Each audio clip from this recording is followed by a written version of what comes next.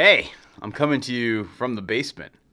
I came down here this morning because I wanted to do a quick check of our mouse traps. Given that we live in a rural area, dealing with mice and other vermin is just a standard thing that comes with the territory.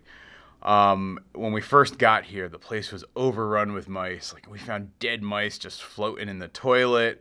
It was even in our home inspection from the inspector. There was a dead decaying mouse in the toilet. Northern Vista Home Inspection, July 29th, 2016. Over the last couple of years, we've worked hard to limit the amount of vermin and keep things down. Part of that's just making sure things like food and other attractants to pests are well sealed and not left out. Making sure various entryways around the house, like vents and little cracks that happen to pop up, are sealed up and pretty tight. But then the other piece is just trapping and killing. I wanted to make this video because oftentimes you'll see various mouse traps advertised and think that the more expensive one is the better one, and I'm here to testify that is absolutely not the case. About 6 months ago, we started with 3 different traps. The first one was the standard smash trap, think of a textbook, typical mouse trap in like a cartoon and that snap trap, and we tried those. They work okay. If you use peanut butter, it's a pretty effective bait, but what I was finding is they're messy as all heck. I'd find dead or partially dead rodents around the house. Sometimes I'd find them still alive in the snap. And it just didn't feel all that great or humane. And so I believe in a quick kill for these guys. And so I tried out 2 different other traps. The other 2 traps that we tried were this Goodnature sort of pneumatic trap.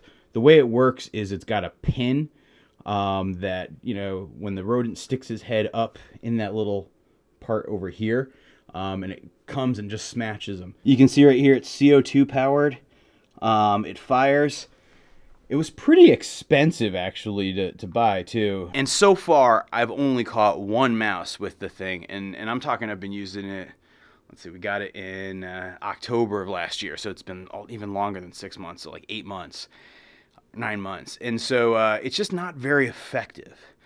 The other mouse trap though that we've been using is what's known as a rolling log mousetrap. And the way this works is it's a 5-gallon bucket.